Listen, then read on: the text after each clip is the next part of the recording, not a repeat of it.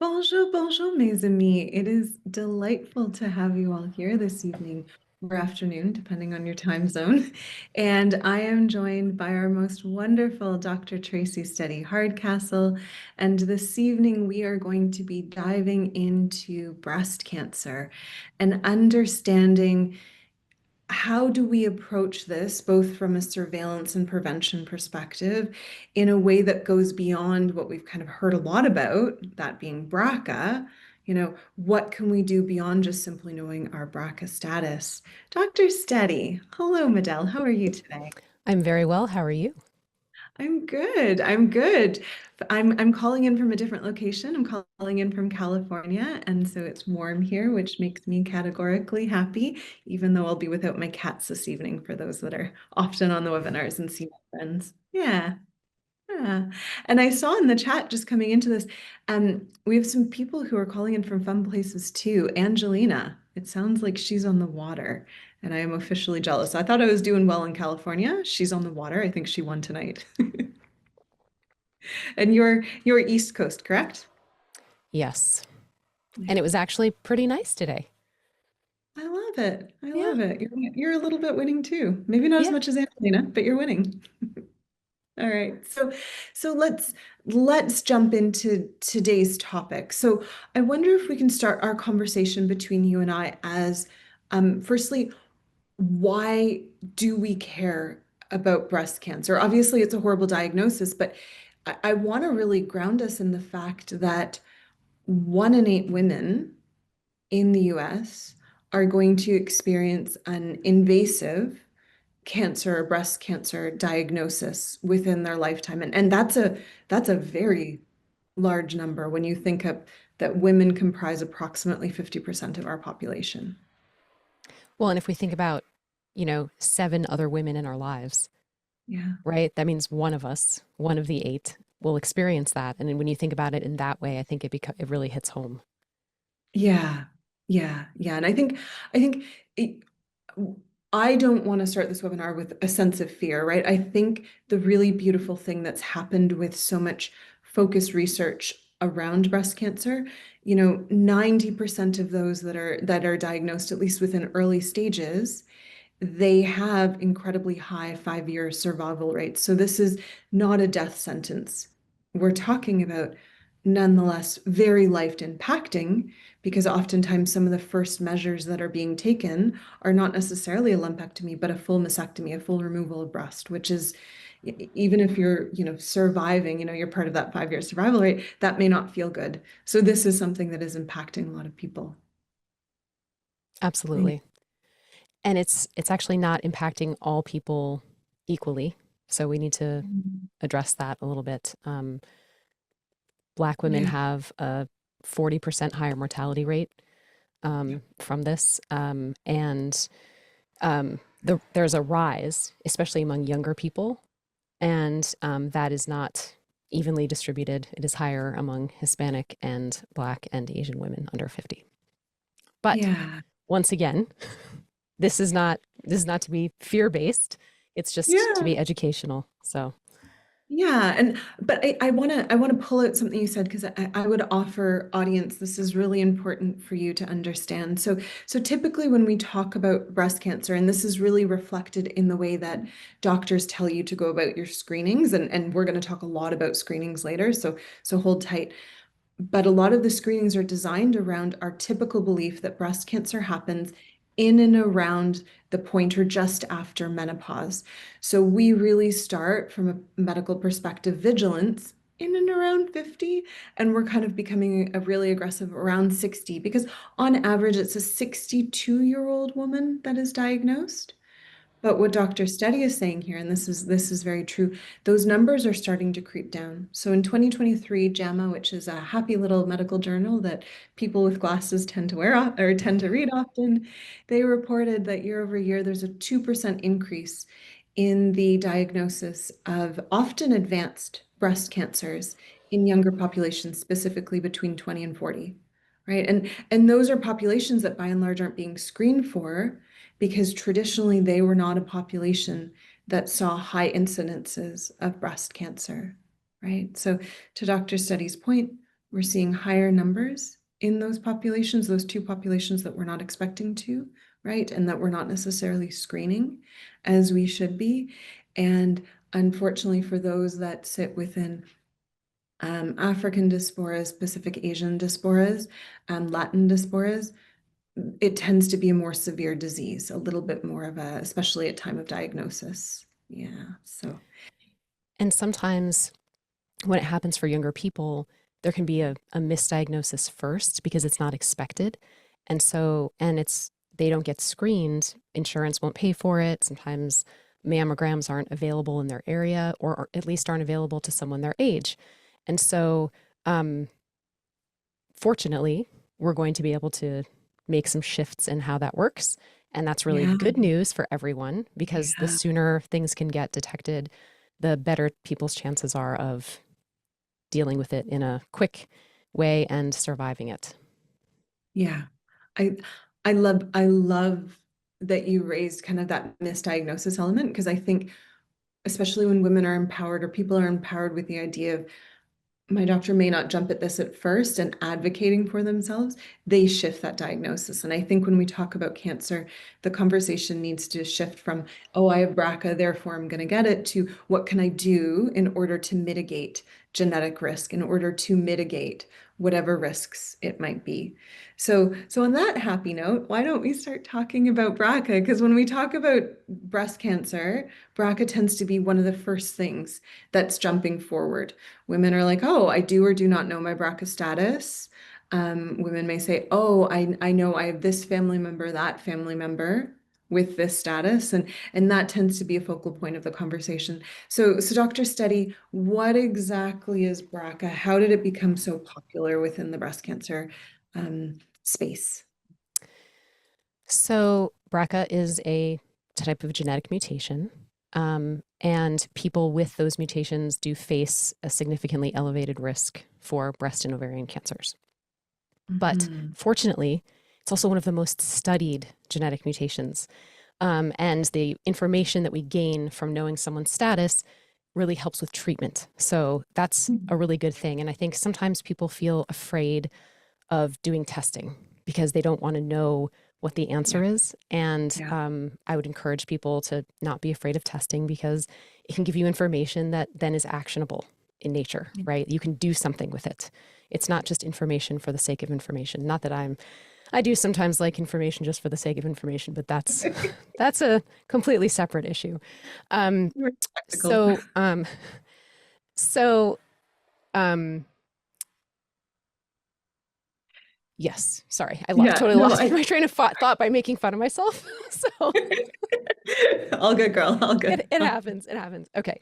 Yeah. Um, so, um, BRCA, what it's supposed to do is actually um, help put on the brakes. It's supposed to fix DNA that's having a problem. Yeah. So it's like the mechanic. And but then if you have a mutation, it's sort of like the mechanic has decided to instead like break your car a little bit instead of fixing Yeah. it. And so it kind of goes rogue a little bit and doesn't fix the DNA. And then there can be more damage done. So that's my best explanation with my, you know how I like analogies. No, I think that's a great explanation. So BRCA, there's two that will be screened for, BRCA 1, BRCA 2. And they are kind of, so for the audience awareness, right? When it comes to cancer, cancer kind of pops up in your body almost every single day.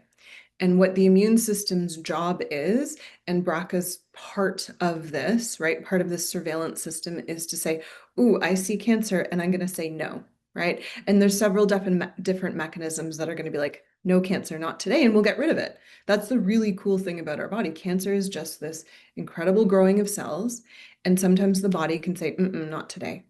Now with BRCA, to Dr. Steady's point, this mechanic that should be being like, oh, here's this mistake in the car, I'm going to fix whatever's going on in the car. Instead, the mechanic's like, I'm going to take this wrench and go like that and see what happens. It just makes it worse, right? And so this mutation, we now know one of the parts of your immune system or within your body that is supposed to say no cancer is instead being like, cool, cancer, come on, come forward. And so this is why it's become a very popular screening. But doctor study, hold me honest. So if someone comes to you and they say, I am BRCA 1 or 2 positive, right? Meaning I have a mutation, and so my mechanic is throwing wrenches in my body. Does that mean a woman or a person, men get breast cancer too. Granted, BRCA is not studied as well in men, so we'll specify this to women. Does that mean a woman is going to get cancer, No, breast cancer? no, it does not. Okay. Furthermore, women who test negative for BRCA also get breast cancer. So this is not, it is not a one-in-one correlation here. It's just Mm. information once again. Yeah. Yeah, and I draw our audience just to remember, like the World Health Organization has acknowledged that outside of childhood cancers and breast cancer is an adult cancer, outside of childhood cancers, cancer is 80% within diet and lifestyle. It is not sitting per se in your genes. So as we said at the top of the hour, right, the idea when we're talking about breast cancer is not necessarily do I have a gene, a mechanic that is throwing a wrench. Instead, the question, as Dr. Steady is emphasizing here, is cool, I know this, I have this information, what can I do about it? And that's what we want to focus on this evening. That's why we want to go beyond BRCA, right? Yeah. Yeah. So Dr. Steady, I think from our perspective, because we were chatting beforehand, we talk about diet and lifestyle and we talk about screenings. Do you have a preference this evening where you want to start with kind of what can we be thinking about when we want to be working at preventing and surveilling for breast cancer? Where would I like to start? There's no wrong answer here. Well, Perhaps as you're pull. Oh, go ahead. Yeah, yeah, yeah. no, no, no, go ahead. I was going to say, maybe as you're thinking through that, audience, we ask poll questions quite frequently because it's really important to us. Dr. Steady and I, we show up because our goal is to offer information and support to you, and we like to know exactly what you want support on. So we have poll questions. I wonder if the powers that be, the angels that be, can pull up those poll questions, and I'm going to just take a bit of a barometer check as to what the audience here is interested in. Um, so the first question we asked audience was, what brought you to the session today? And there is a happy little smattering, I would even say equal across the board, of people with either personal or family history, right? And we know those to be risk factors, a professional interest in genomics or oncology, curiosity about genetic risk, and then seeking a prevention strategies. So we will make sure that even though you're kind of asking us for everything, we will do our best to consider these things as we move forward tonight and discuss. Um, the next question we asked is, where is your level of expertise sitting? Are you from a beginner to an advanced healthcare provider? And a majority of our audience, about 60%, say they're moderate. They've done a little bit of research, but aren't necessarily a professional. We have 24% that are kind of claiming beginner status. Welcome, wonderful, glad we're your first step. And then about 15% that are advanced. They work in healthcare or genetics. Welcome to the fellow spectacles. The third question that we're asking here, have you or a loved one, do they know their status? If so, is it negative? And are they still uncertain about their cancer risk? Dr. Steady, what you were saying, right? There's a lot of people with that negative that will still develop. Most of the audience said not applicable, which is true, right? It's unless you have a first degree relative, it's really difficult to get that BRCA screening. So there's a lot of people sitting out there who are like, I don't know my status. Um, and about 16% of the audience say they have that negative status themselves or within their family, but they're still seeking that support. The last question that we asked was, what would make you feel more confident in understanding your genetic cancer risk? And a majority of the audience really said personalized prevention strategies. And so I'm very grateful that we're going to explore that because I think, Dr. Seti, as you mentioned, right, there's a lot to be done now. This is not something where you're kind of waiting to feel something on the breast. Well, that's still very important, knowing your breasts. That's not the only thing that doctors are relying on. Yeah, yeah. So, um, Dr. Steady, where shall we begin? Do you want to start on genes or do you want to start on screening? Let's start on screening. Love it. Love it. So, traditionally, so if you're kind of not being an advocate for yourself or seeking additional screening, what are the current screening guidelines right now in the and audience, we're going to be very specific to the US right now. Um, Past a certain age, mammogram is, I believe it's, Mm, well, I think it's over 40 now, correct. um, is the recommended age to start receiving a mammogram. And some people like to do an ultrasound alongside that, some Mhm. don't, and that's the place where people start. Yeah. And then once you get to about 50 to 70, 75, depending on your region, the frequency with which those mammograms happen will increase. It'll kind of go once from every few years or 5 years up to once every 2 to 3 years, again, depending on your region, insurance, all the fun variables. And that kind of, to our point before, really mirrors where we traditionally expected breast cancer to come about, right? And also now there's a scoring system in some places where Mhm. they ask you a bunch of questions and then give you a score that says something like you have a 7% chance of developing breast cancer over your lifetime. Mm. And that can dictate in some places how frequently you will have access to a mammogram because that information will go to your insurance company if you have insurance. And the problem with that is that sometimes things can develop quickly. You may want to have a test that you can do in between mammograms or something like that. And so one of the good things that's happening is that we're starting to have things that can happen outside of the prescribed timing and availability of mammograms. So it's a good thing. It's empowering. Yeah. So what would you consider, so for our audience, what would you consider as risk factors that would have someone in the audience saying, okay, maybe I want to be a bit more vigilant in the screening, advocate for myself, find other ways to get screening outside of this traditional mammogram pathway that we just detailed? What are some of those risk factors? Certainly family history. Mhm. Um, the closer the relative and the more of them, the more vigilant you're going to want to be about doing preventative testing for sure.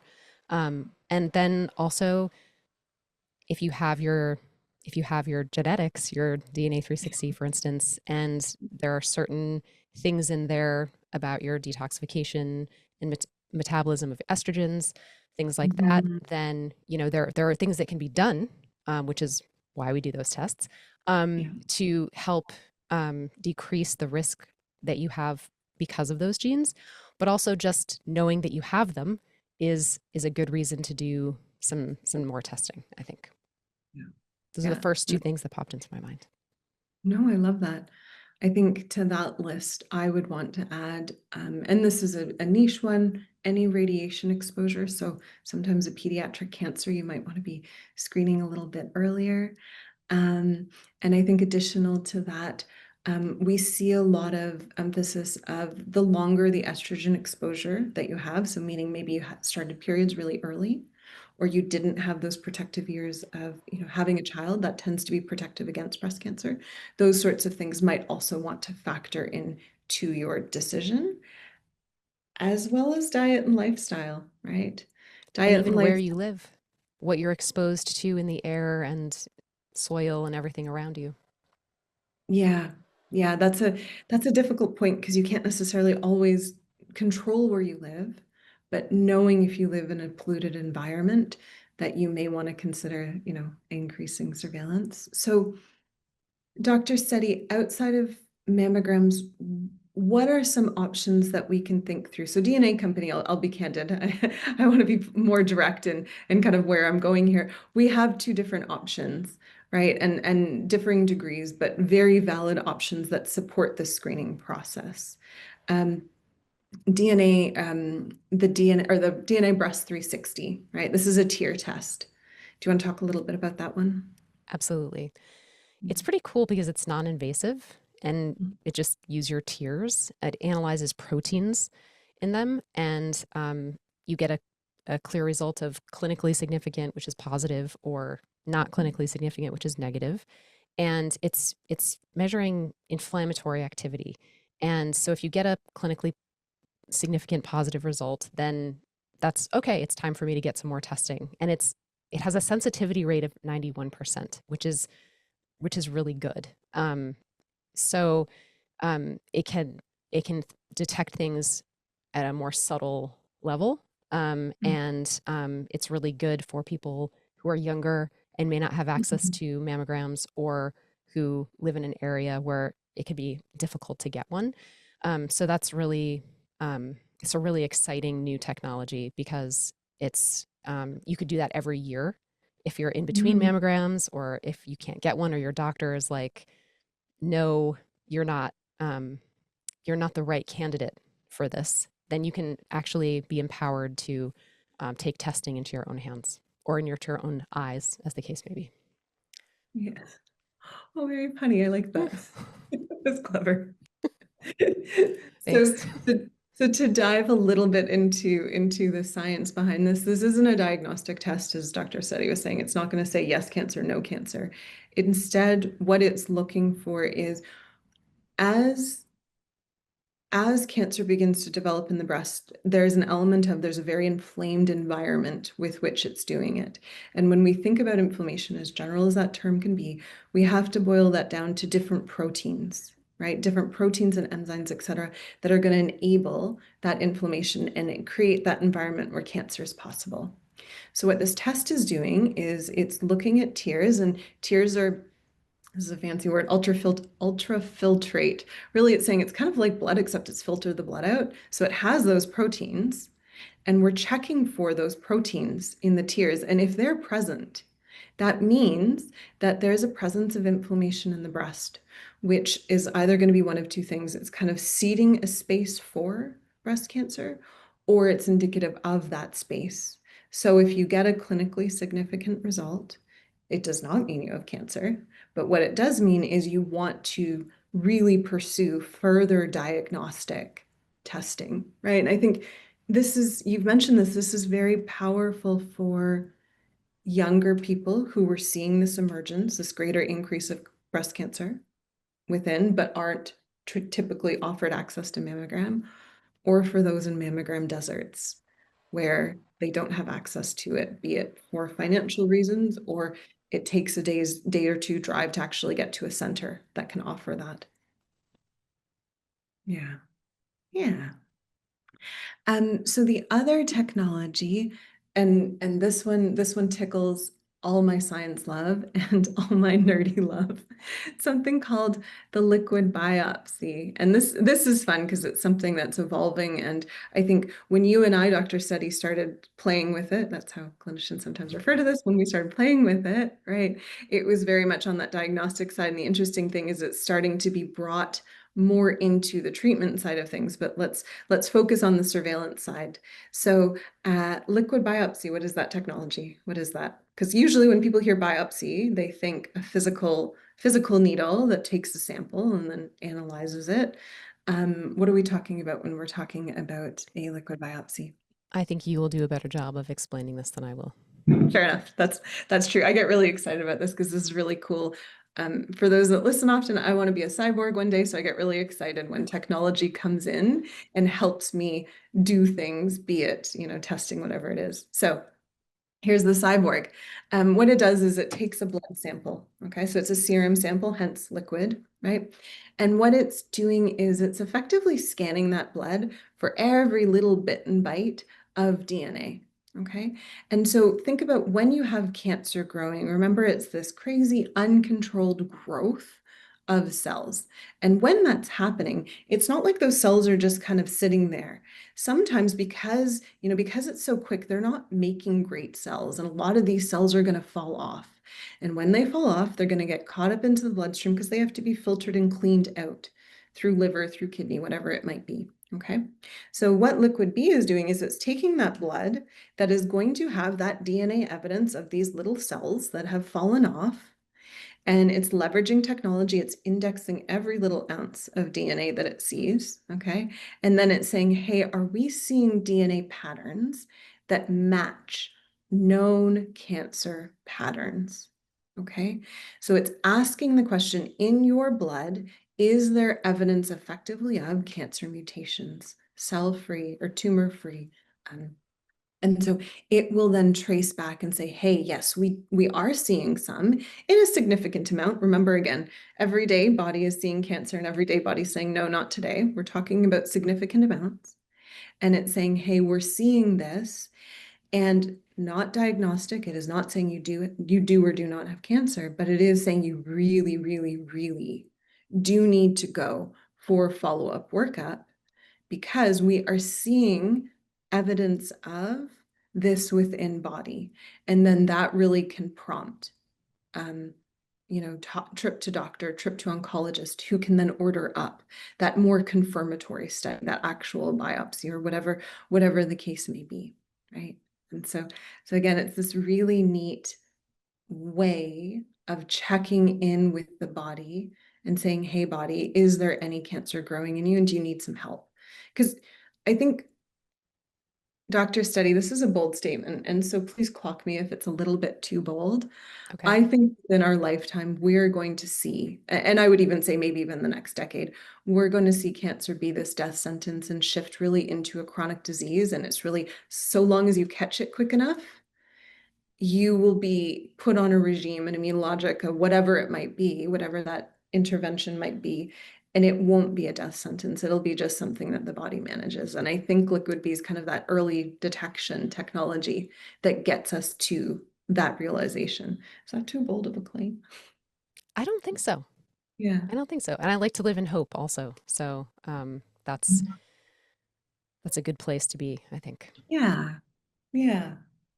Yeah. So audience, those are two options, and I think the science and the technology there is really powerful, both in the sense of being able to catch it in different ways, right? The inflammatory environment when we're talking about our tears, and then the actual DNA environment when we're talking about our blood.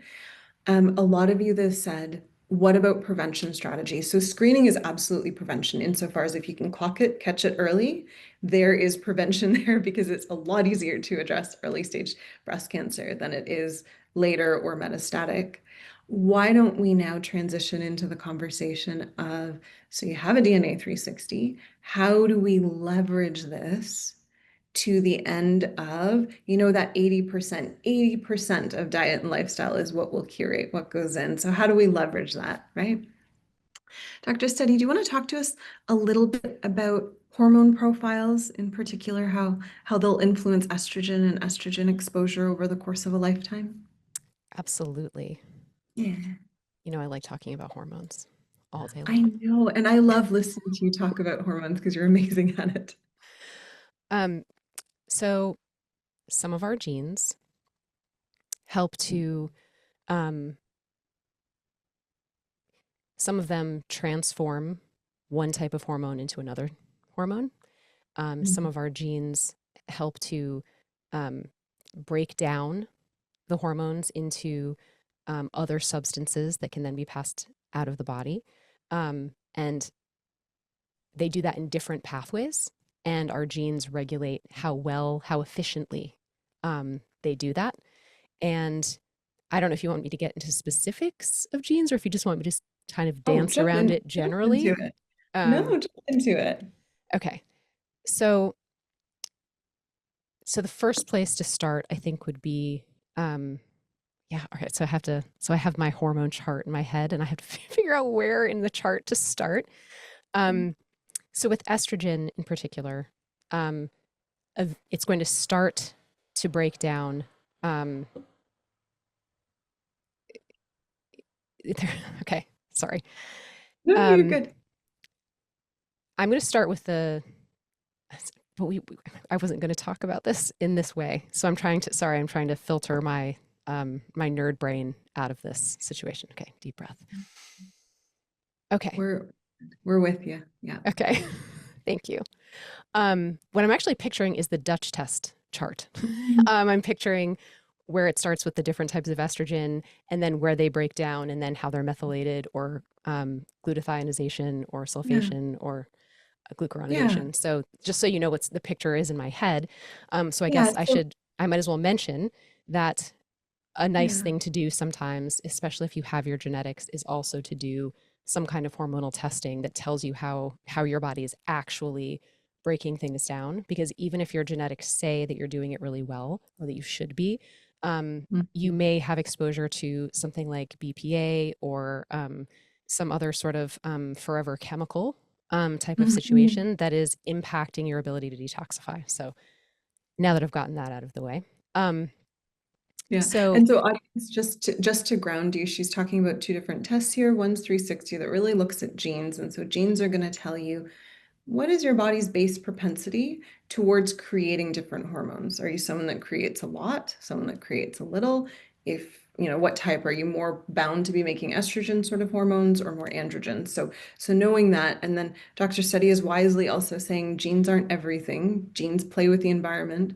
So we need to actually figure out what body's doing, how body's producing these hormones, because all of this will impact breast cancer. And that's what the Dutch test is for. The Dutch test is this in the moment reading of here are the estrogens that you're making and here's how you're clearing them out. Yeah. So, for those of you who have done your DNA 360, I'm going to start with CYP1A1. And Mhm. that is something that helps to metabolize estrogen into 2-hydroxyestrogen, this is one step in the whole detoxification situation. And that's the pathway that we want to see most of the estrogen going down. So, if you have genetics where it doesn't do that super well, then there are things that you can do in order to make that happen in a better way, to kind of push things down that pathway. It's a less inflammatory pathway than the other ones, which are 4-OH and 16-OH. And the gene associated with 4-OH is CYP1B1. Um, Also, as when people are younger, they do things differently than when they get into perimenopause and menopause, and that's one of the reasons that traditionally breast cancer was happening when people were a little bit older. Is it's Yeah. menopause, perimenopause? It's kind of an inflammatory time in general, Yeah. and things can start to go down different pathways than they did before, and so we want to know what you're likely to do based on your genetics, so that we can help to shift that into a more desirable direction. And then CYP3A4, Mhm. that one is the 16-OH pathway. Also, not really the direction we want to be going. It's sort of like you have these three roads, and one of them is like this really super direct pathway, and the GPS is like, you're going to get there in 2 hours. It's going to be great. And then you've got these other pathways where you're going to be stuck in traffic and the scenery isn't that nice, you know what I mean? And you kind of don't want to be on that road, right? So when we have Speaking your of my genes, LA experience. I don't drive there. So Well, I don't do it. Um, I drive on backcountry roads where there's like no one blocking my way. Um, but what we can do with lifestyle supplementation and things like that is to have the GPS be like, go in this direction, and then you go, and it's a much better way to go. And then once you've gotten through that section, the next part of your journey, in phase two, is you're going to have to finish making these things into water soluble substances that can pass out of your body, and it does that in different ways, um, which I don't think I should really get into the details of, but it involves other genes that we test for, and that we can help you to have your body do the thing that you want it to do instead of getting stuck in traffic. Yeah. So if I'm hearing you correctly, because I love this kind of GPS, like, Dr. Google Maps or whoever, whatever platform you use to direct you to and fro, maybe Waze. I think it's owned by Google too. It's Is this idea that genes are kind of providing this roadmap of, we know your body is naturally going to come into traffic, or we know your body may not come into traffic, right? Dutch test is kind of this moment of actual in the moment traffic reporting, right? And leveraging a practitioner, it's that person that can really, really help guide, like when you hit traffic, when you're creating too much of this estrogen sort that encourages breast cancer, right? Here's what we do about that, right? Here's how we shift that. Because if we know that people with BRCA don't necessarily get cancer, the question is, what are they doing differently? And really, it's shifting those estrogens and shifting a lot of diet and lifestyle things as well, right? And part of that, and you alluded to this, part of this is also how do we clean up those estrogens? And genes are such a strong and powerful point of understanding how our body cleans up, right? absolutely, Yeah, yeah. absolutely. Yeah, I think our one thing that I'm really proud of within the DNA 360 is our methylation pathways. So for audience, and Dr. Steady is going to hold me honest because she knows this better than I do. When we talk about clearing out estrogens, one of the most important things is really how are you methylizing, right? Methylation is kind of taking a sticker, sticking it on an estrogen, being like, go away, right? And so if you're not sticking stickers on things properly, estrogens are going to be kicking around more often, and then that seeds, right? One of the pathways that seeds or can seed breast cancer, right? And so when you know your methylation pathways or you know what's weak within them, being able to address that specifically really helps with clearance of estrogen, which is even more important in folk that create a lot of estrogen, right? Right. Yeah, it can have a completely different impact if you're not efficient at doing that last step. If you don't, Mhm.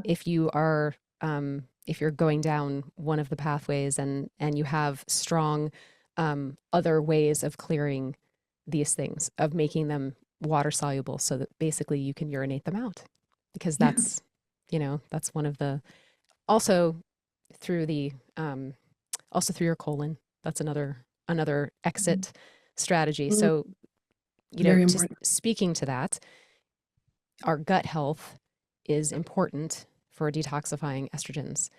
And and actually it's interesting because when people get later on into more of a menopause picture, tons and tons of fiber can actually clear out the little bit of estrogen that they've got going on, and they might feel worse, but overall fiber is your friend. Fiber is very Mhm. good. It helps. You don't want to be reabsorbing. Yeah. And this is where actually one of the things that I've seen a lot in the what is our stool test called? I'm gonna Oh, get DNA gut fired. 360. I would never fire you, girl. Thank No. you. Um, in our stool test that we provide at the DNA company that I can't think of the name of, um, DNA gut 360 premium.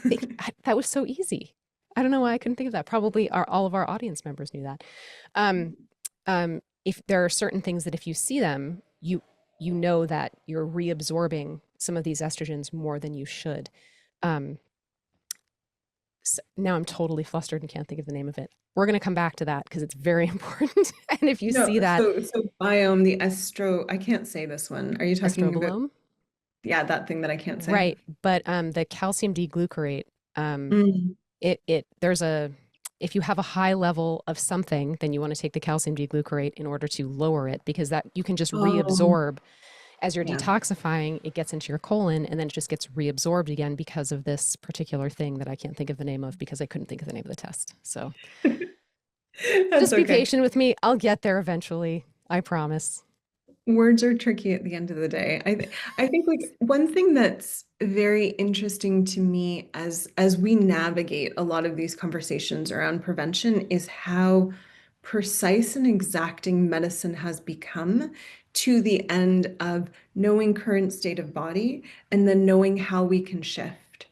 right? So you've kind of just, and I want to string this together because I think this is really important. We kind of started off with data is important to prevention, right? Knowing your BRCA status, especially if you have relatives, is important, right?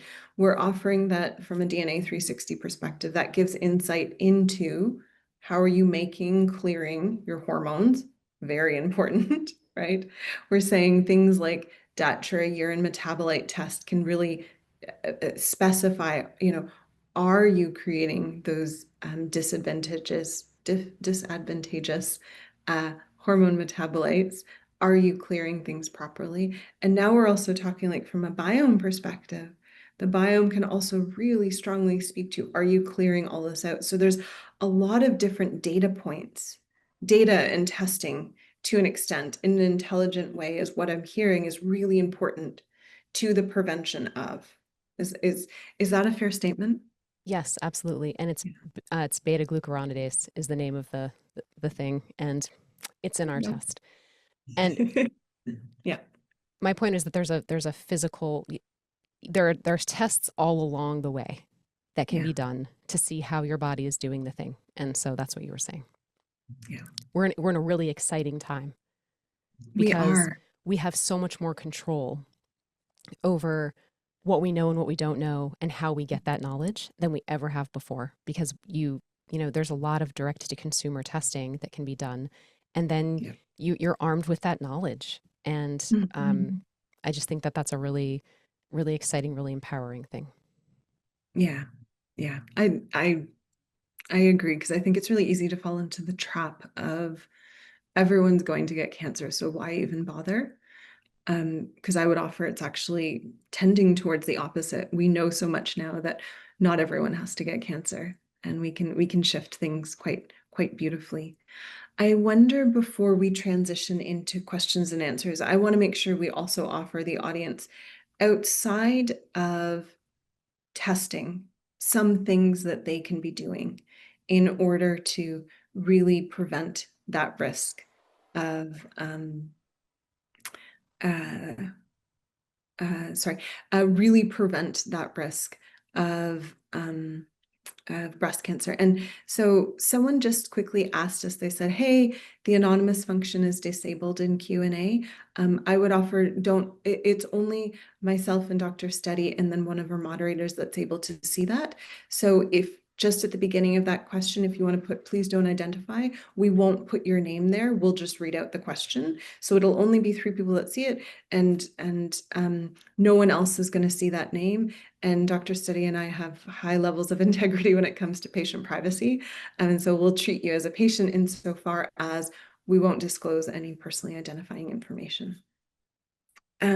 So when I think through other risk factors, right, for breast cancer, let's talk about diet and lifestyle and the fact that that's one of the theorized reasons that breast cancer is kind of bumbling down into younger and younger generations. So diet and lifestyle, we're talking about sleep, we're talking about diet, we're talking about environment. Any one in particular that you want to tackle? Because I know our audience hears this often, but audience, please, we say this often because this is something to a degree that you can control, and we want to encourage you to control it, right? Yes. Yeah, I think diet is huge. I mean, I already started in on fiber, so Mhm. I may Yeah. as well just keep going with it. Um, and some of the things are the immune system really depends on certain nutrients in order to function. And the immune system is our first line of defense against cancer. It's Mhm. it's what's, Dr. Kosterman talked about, saying, not today, cancer. We really need to keep our immune system in good shape. Exactly. That exact that's what I see everyone's immune system doing. Yep. Um, and so how we feed ourselves, how we feed our cells, whether or not we have enough vitamin D and zinc and vitamin A and you know fiber and um, B vitamins and all of these things. And I'm not just talking about taking supplements. I mean actually getting these things from food. Not that I mean I take supplements, plenty of them, but eating well and having food go in and then pass out in a timely fashion is really important. And having really good gut health inflammation that is in the gut can really interfere with absorption of nutrients from your food and from your supplements. And Yeah. so keeping the microbiome in good shape is a really good first step, I think, to self-care and prevention of all kinds of illnesses. Yeah. Yeah. I agree. It's this commensal organism that to an extent we're more biome than we are person if we think surely at a numbers level. And so being good to the buggies within you, as creepy as that sound, is very important to not only breast cancer, but to all health outcomes, right? It's the immune system that is educated by those little buggies that then in turn can say, no, not today. Yeah. Yeah. All right. I wonder if we slowly start to shift over to our Q&A. Before that, Dr. Steady, is there anything you think that we should have mentioned this evening that we didn't think to get around to? Because I know you and I get excited when we talk about these things. Did we jump off anything that we shouldn't have?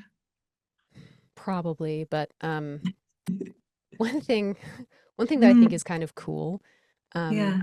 about the immune system is that there is a part of it where while it's doing the monitoring, there's something Hmm. like cellular peer pressure to eliminate Mm, mutated neighbors. And mm, I just wanted to relate that to, that saying that you're the average of the 5 people that you spend the most time with, and thinking about the interconnectedness of the body, right? yeah. So you're one organism functioning with all of these different parts, and so Mhm. keeping all of your different parts really healthy is important for your breasts.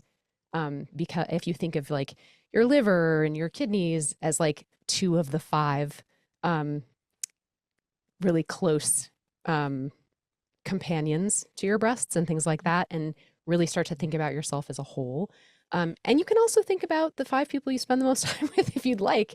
And actually, research has shown that it's bigger than that, that like things that happen to your friends also can have an effect on you. So, um, thinking more globally about self, I think, and health is a good thing instead of fixating on just breast health. If you have one of these Yeah. mutations and you find it a little bit scary, think about the fact that you're a whole person with all of these different things going on. And I think that can be empowering again, which apparently is my word of the day. I like that. E is for empower. I wish Sesame Street we could have had someone jump up for that. No, I like that though, and I think audience do hear that because oftentimes I think when people are shifting from more conventional medicine into an integrative space where you're taking both conventional and alternative, someone will come and say, "Hey, I want to talk about breast cancer," and sometimes the first thing we talk about is diet or sleep, right?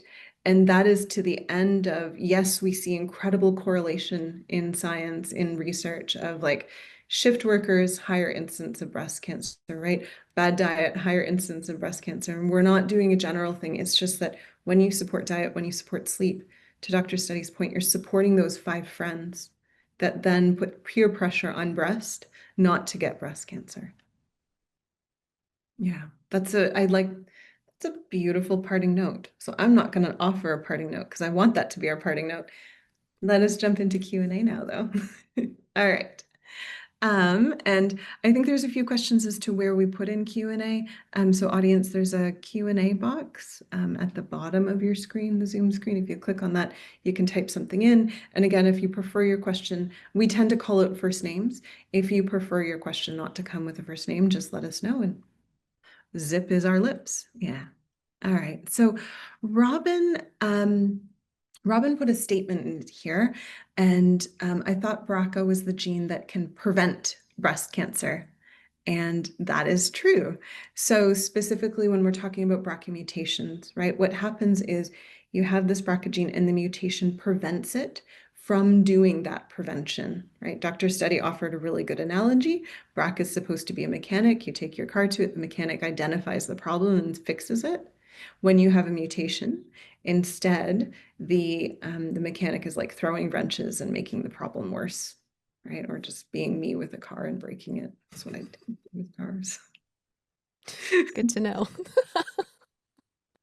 My insurance is great now. I haven't had any issues in several years. I speed a little bit. All right. Next question from Robin again. And I love this question. I want to reemphasize it. So, Dr. Steady, maybe if you want to elaborate on it, Robin's saying, I've also heard that a small percentage of breast cancers are genetic related, but most are environmentally caused. Yeah, the environment is, there are a lot of things floating around in the environment, in the air and in the soil and in the water that were not there, when the human body was, however you believe that it came to be. Yeah. Um, and so we're trying our best to deal with that every day. And detoxification of those things is serious business. And sometimes our bodies need a little help with that. And we don't always know, as Dr. Kosterman said, if we're living next to something that's toxic to us until we start to feel sick in some way, whether it's an autoimmune disease or a cancer diagnosis or just a general feeling of yuckiness. Um, and then we have to take action, pardon me, to try and offset the toxins that are just part of our world now. Yeah. Yeah. But we can do Yeah. things like avoiding plastics, Mhm. avoiding, using Roundup in our yard, things like that. We can't control, you know, the bigger picture necessarily, but we can control what we do in our homes and help to educate our neighbors about um, what how we want our environment to look. Does that make sense? That makes perfect sense. It echoes some of the advice and mentoring. So Dr. Winnie Sue was one of the naturopaths that trained me here at the DNA company, and she had a huge passion and love for environmental medicine, and she was always very honest about the fact that given today's environment, it's impossible to eliminate all of the endocrine disruptors, all of the plastics, all of the things. And so there's an element of assess what you can control and then just kind of forget the rest because science will develop in this hopeful way to address what you can't control. Yeah. Absolutely. Yeah. All right. So Shelley is asking the next question, and they're asking, how can I tell from my DNA reports if I have the BRCA gene? So I'll field this one, and very specifically, Shelley, we are a company that focuses on functional genes. We don't do disease-defining genes, and so BRCA would be considered a disease-defining gene. So it's not something we report on. If it's something you do want reporting on, oftentimes you can go to your doctor and make the case and say, here's why I want to know my BRCA. I believe there's probably also, especially within the US, private genotypers that will do that clinical diagnostic workup and share that BRCA status with you. Yeah, but I would really encourage, especially when it comes to a disease-defining gene, to go through a clinical geneticist for that. Yeah. Robin has the next question here. Do you not think that having a mammogram every year or two can actually raise your risk because of the exposure to radiation, possibly spreading, um, as well as possibly spreading by smashing the breasts? And so to define what she means by smashing the breasts, like to get that mammogram, there's a lot of kind of different manipulations that you have to do in order to get that image. And so it's smooshing and kind of and a barrier for some people. I want to be plain to mammograms because they don't find that comfortable. Dr. Steady, do you want to speak on the radiation exposure there? Sure. My understanding, well, so first of all, now there are other options, and one could do other kinds of testing and then get a mammogram if something shows up, if that's your personal preference. And we're living in a day and age where we have more options for people all the time that enable people to do things in a more personalized way based on their preferences and values, and that's great. My understanding of the radiation risk is that living in Denver for a year exposes you to more radiation than getting a mammogram. So, and there does not seem to be a higher incidence of breast cancer in Denver or in some of these other higher altitude places than in lower altitude places, as far as I'm aware. And so that's the latest data that I have at my disposal to answer that question. No, I think that's absolutely a beautiful um, way to put it there. No, thank you. I like that grounding of let's look at an equivalent radiation that many people have, and are we seeing a population increase? No, that's gorgeous. All right. That said, if people can do whatever works for them, I don't have a, you know, no judgment. Yeah. Yeah, and I think this is where um other screening options can come into play. I'm not formally recommending this. I think this is something you'd have to talk about with your provider. But if the mental strife and the decision of I don't want that radiation exposure is there, talking with your provider around, for example, a tear test that looks at inflammatory markers, would a liquid biopsy, can that increase the interval between such mammograms or not? And again, this is a conversation you'd really have to have with your provider. This is not something you can take general advice on, because if you have a high family history of it, that may not be an acceptable answer to your provider. This is a one-on-one thing. But to Dr. Study's point, with all of the options we have nowadays, sky's the limit to an extent. Yeah. All right. So Jill is asking our next question, and they're asking, what do we think of ThermoScan? And so ThermoScan is a branded thermography. So what it's really looking at is I believe it's low to minimal radiation, and it's really looking at different temperature changes. So it's trying to gauge within breast or whatever body part it might be, is there an abnormal heat pattern or abnormal blood flow pattern? And the idea is, can this correlate with an emergence of cancer? Um, I will be honest, it's not one of my go-tos. I think it can, to a certain extent, maybe work as a screening tool. That said, the reliability in the clinical data there is not great, in the sense of there's a lot of false positives. Meaning it's saying like, hey, I see a warm mass, I see a place within the breast where there's a lot of blood flow. You should probably go get that checked out. Okay. And then it comes back to be nothing. And I think there's an element of, if you know there's a false high positive, sorry, a high false positive, so close, asking yourself, is that mental strife there? But again, choice is really important. And so that might be something that between you and your doctor, you explore, because it is lower radiation. And if that's a concern, yeah. Dr. Steady, any other thoughts there? No, and I've done thermography myself, Mhm. and in the past when I was younger, because we didn't have things like Yeah. um, the tear test and the liquid biopsy when I was in my 30s, and so that was something that I wanted to do, and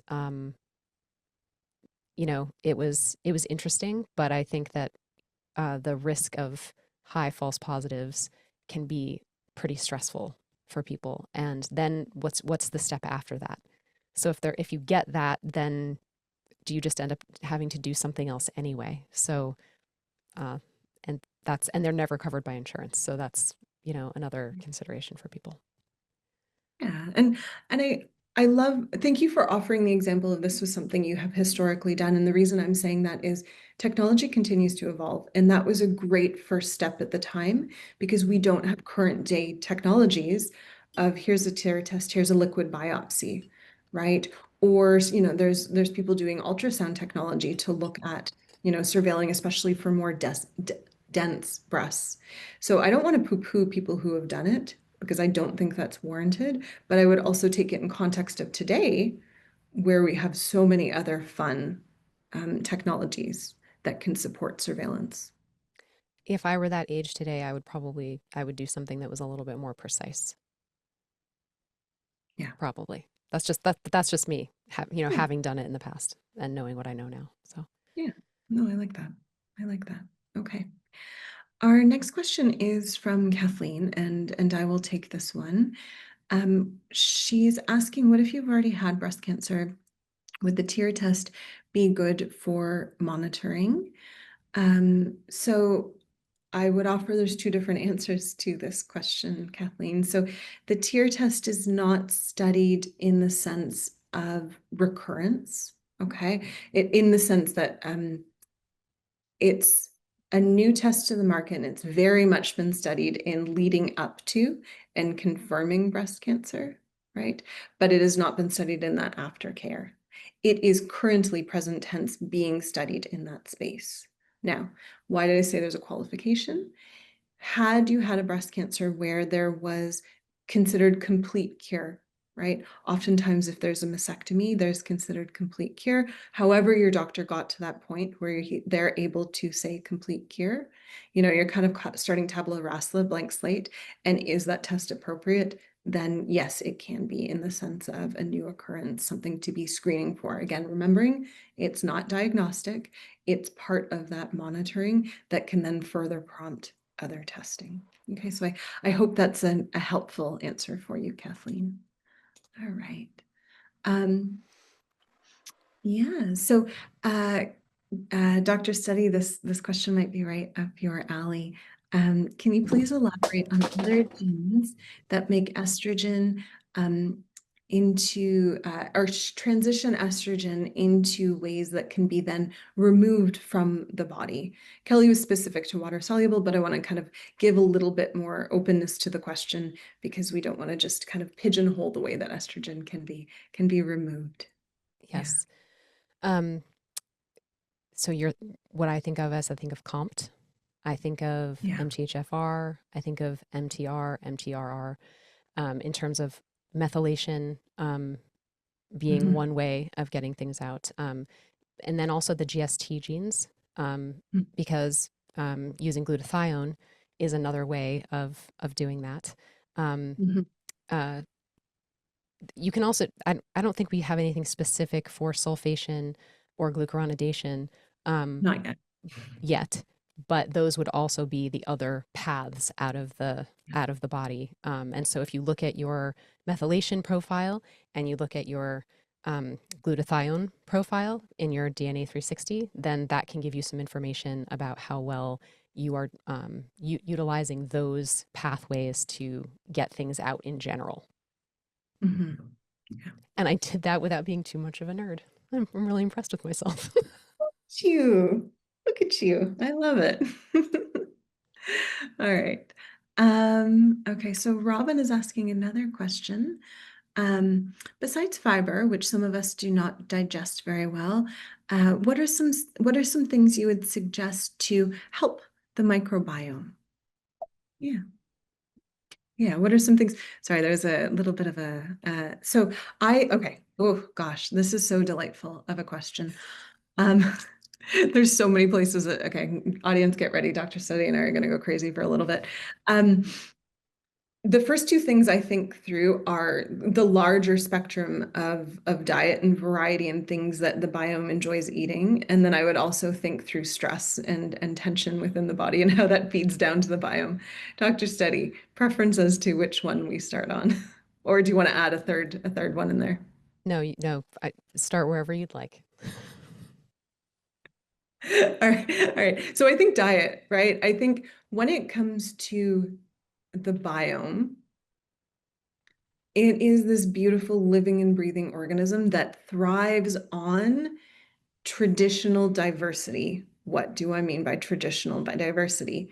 Traditional foods, up until about 100 years ago, there were no such thing as preservatives and chemicals and food dyes and whatever else we masquerade now around as food.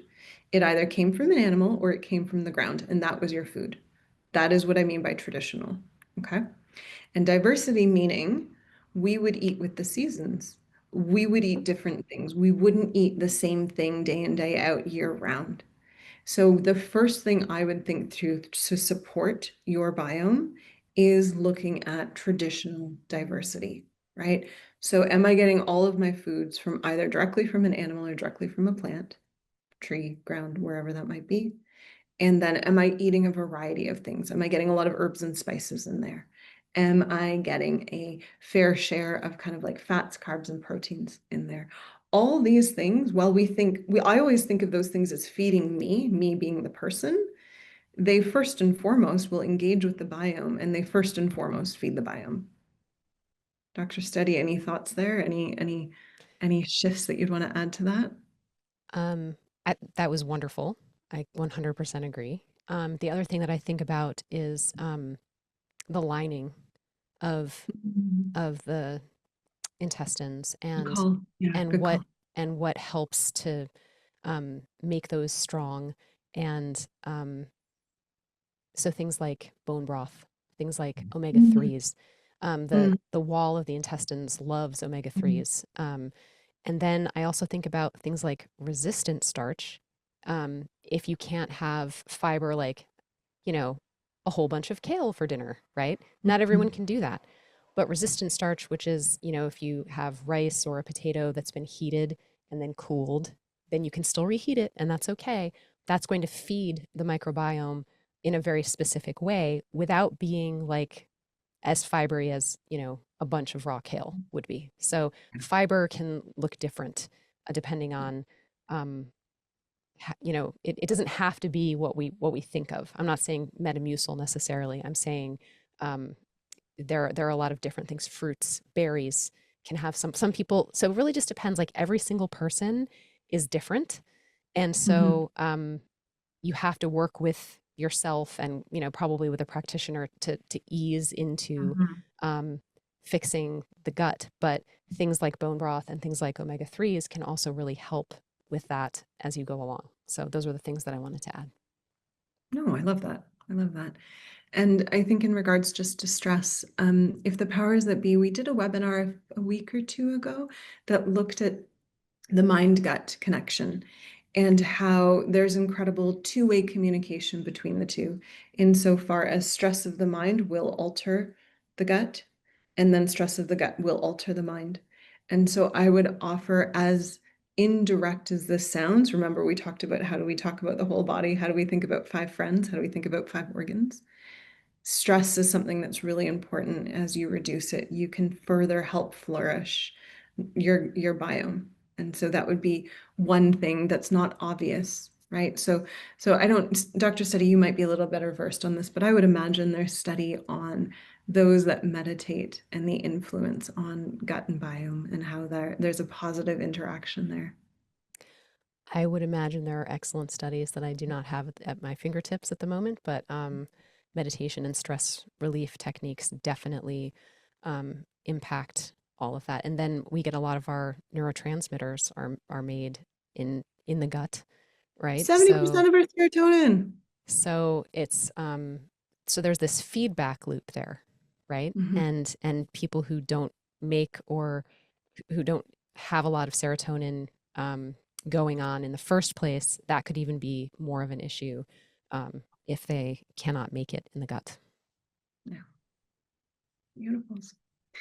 Right. Mel has I think it's Mel. Yeah, Mel has a question. What are your thoughts on fasting and its effect on cancer cells? I have thoughts. Shall I think? Sure, go ahead. Yeah.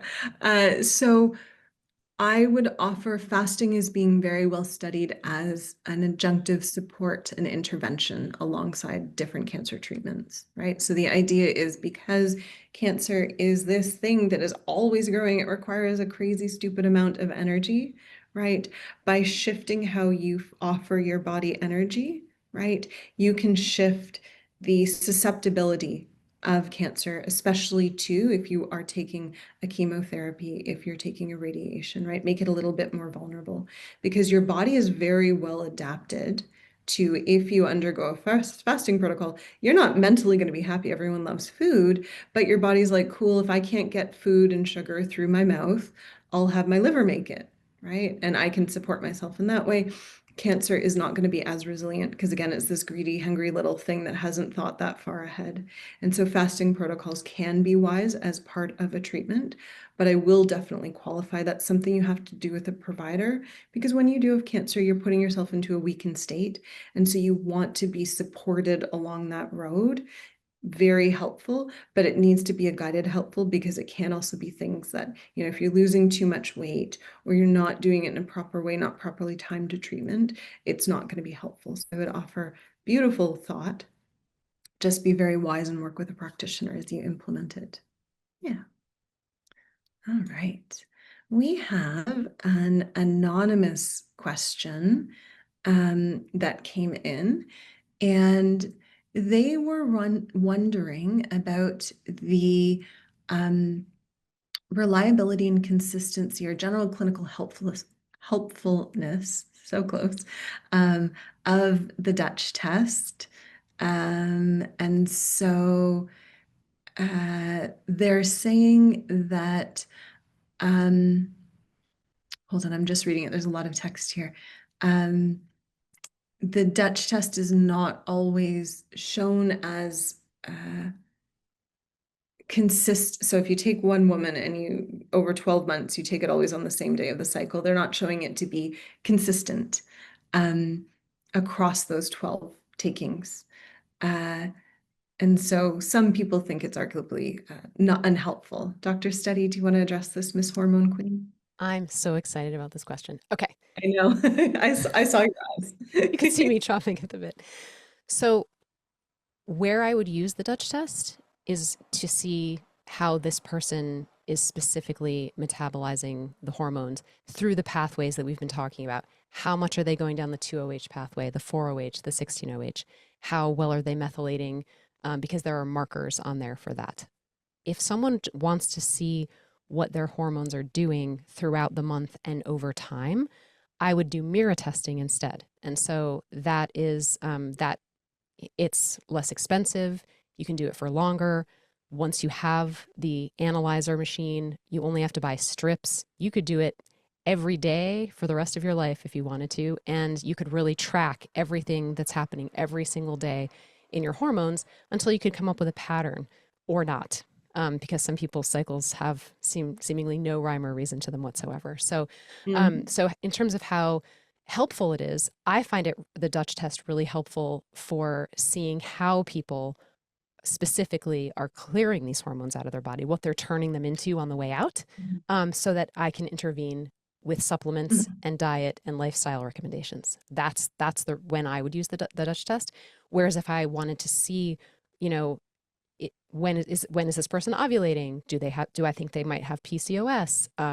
What is just generally happening for them? Why are they getting this symptom on day 20 of their cycle specifically? What's happening on day 20 of their cycle, or day 4 for that matter? Then I would use Mira testing.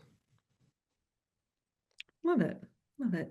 And for the audience's awareness, Mira testing will be available on our website in 2 or 3 days. How far away are we from Friday? 3 days? Oh, it's available now. Oh Lord, I should have known that. We're going to put a link in the chat, and it's something that you can get through us right now. Yeah. All right. The next question we have coming in from Anne. So Anne is saying that they have a BRCA1 mutation, and they've also had their DNA 360 done, so they know that they have no copies of GST T1, Tom1, GST M1, Michael1, and then a suboptimal presentation of GST P1, Peter1. So what they're saying is, from the mechanic perspective, the mechanic is throwing wrenches. And then from the detox perspective, which, we talked about 2 sides of the sword, how are you making your hormone? How are you clearing them? One element of the clearance, at least, they're not strong in. So, Anne, before Dr. Steady and I offer some advice, we don't have your full medical context. And so I'd really encourage that you do reach out to the DNA company, because you'll probably benefit from a little bit of better care. But Anne's question is from a lifestyle perspective, from a supplement perspective, what can be done, right? My first thought would be, I'd be very curious what the presentation of different methylation genes are, because you'd really want to curate your B as in Bob, vitamins to support your methylation process, right? I'd also be really curious about your hormone profile that was present, because I think knowing how much estrogen you're making, how dominant, kind of that history of how estrogen has presented throughout your life is going to be very important. And then Dr. Steady, any other thoughts? And for the audience's awareness, there is going to be a thunderstorm, so you may hear bumbles and babbles on my end. Apologies, it's fine. It's just the sky is deciding to talk to us. Yeah, Dr. Steady, any other thoughts from a lifestyle supplement perspective that you'd want to toss in there? Not that I can think of off the top of my head. Yeah. Yeah, I think, and I'd really encourage you just to reach out because I think we'd want to support you with a very specific interpretation because it sounds like you've already taken a lot of proactive measures and we'd want to fine tune, right, the diet and the lifestyle, and we'd need full access to the test for that. Yeah. All right. The next question I have here is from Christy. So Christy said, I've heard about taking DIM, broccoli extract, or very specific broccoli extract, with calcium D glucarate. Why would it be good to take one without the other? Yeah, go Okay. ahead. Be chomping, please chomp. No, no, no. I just think it's my turn, right?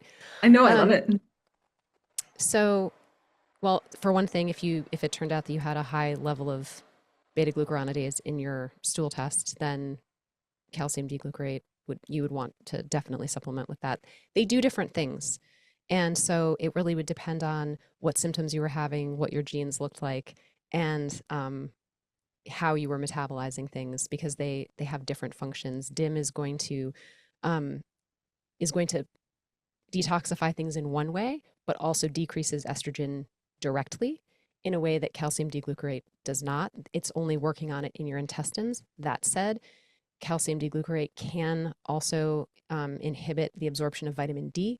So you would want to know your vitamin D status. So like everything is a little bit complicated, and so it would be good to take one without the other, depending on your situation specifically. And that's what personalized medicine is about figuring out what you specifically need in this moment of time, which won't be the same as what you need in 5 years, right? So that's Yeah. my answer. No, I love it. I think that's wise. And I think I love the reverence you're offering supplements because I think a lot of people see them talked about on social media, talked about in different webinars in this way of like, everyone can take this one thing without consideration that that's almost, except for maybe, certain magnesium, vitamin D, that's not the case for absolutely everyone. It needs to be a little bit more tailored to what's going on in the body in that period of their time, of their life. Yeah. All right. Rachel is asking a question. Do you have thoughts on BRCA mutation carriers taking bioidentical hormones? Dr. Steady, do you have any thoughts there? Um, there are different studies showing different things, and it's really I would not offer an opinion to a specific person without all of the information, and you would want to talk to all of your practitioners about this. I just would not I would not venture to offer an opinion on that without it's individual. And that's the way that I work. That's my huge Yeah. bias in medicine is to do everything very individually. So Mhm. for some people, um, it's fine, and for some people, it's not great. So it really just depends. Sorry, I know that's it sounds like such a cop out answer, and I don't mean it that way. It's just really I have this. One of the reasons I do this work is because I have such a strong belief in personalized medicine.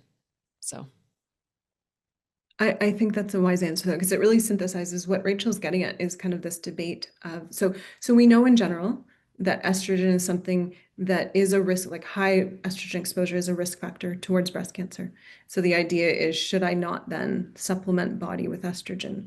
But we know that estrogen supports the immune system, supports glucose metabolism, supports bones, supports cardiovascular, it supports all these things. And so if those systems are offline because of lack of estrogen, are we furthering the case? And so there's debate here. And to Dr. Study's point, you're not going to get a yes or a no answer. It has to be an individualized answer. Yeah. All right. Our last question of the evening comes from Anonymous. And they are asking if one is BRCA2 positive, they're postmenopausal, and they have had preventative double mastectomy. Would there be information in the DNA 360 premium um, test that is useful? Uh, and so I will very selfishly answer this, and I will say yes. And to the end of personalized medicine, would you find it specific to how do you continue to prevent, I would say yes, but in more of an indirect way, insofar as you fine tune how you're living, how you're eating, how you are reducing stress, how you are managing your cardiovascular system, how you're managing your detox and your inflammation. As you kind of bring those friends on board in more alignment with how your genes and how your body find best, that then supports the reduction of inflammation, the better management of, whatever hormone body still does have, right? Based on some of these preventative measures, right? And not only I would offer, would it go to the end of preventing in that larger, if we reduce inflammation, if we get the body happy, if we support the immune system, there's an element of prevention. But I would also offer, it would have you just feeling better in your day-to-day, feeling better within body and feeling better within mind. And I always ask the question, if we're striving for health, what are you going to spend your health on? And we want to make sure that you have some really good things to spend health on. And if we're going to cultivate, I think the DNA 360 can help you cultivate that health that then can shift mind to, cool, what fun can I do? What are fun ways that I can spend my health on? Yeah. I see Dr. Steady nodding, which makes me happy. Yeah, I like the idea of the fun, right? Right? Health, you know, health can feel really serious sometimes, I think. And Yeah. and if the purpose of being healthy is to have fun and live life and have adventures and things like that, if there's a really different feeling to it. There's flexibility, there's joy. And I think joy is Mhm. the antidote to a lot of things. So, Yes. And beautifully, that was our last question. I like that the last answer is joy. That makes me delightfully happy. Medell, it has been such a pleasure doing this webinar with you. And I hope, oh, well, dear, the sky is talking. Um, I hope, audience, that this was helpful to you. I hope that we were able to clear up some of the misconceptions around BRCA. I hope we were able to offer some hope and some joy and some planning, some screening, some vigilance that can be offered to the end of reconsidering how you go about preventing breast cancer, understanding exactly what breast cancer is. Dr. Steady, as always, it is a sincere delight to learn from you. I admire the passion and the humility with which you found all the advice you offer us tonight. So thank you for being here with us. I don't know if you know this tradition yet, but I'm going to introduce it to you as well as the audience. 6 months ago, there was a beautiful study that came out that said, we know that depression can be to an extent treated by exercise. Exercise is very, very helpful. There was a study that really asked the question of what type of exercise is best. And the answer came back as dance.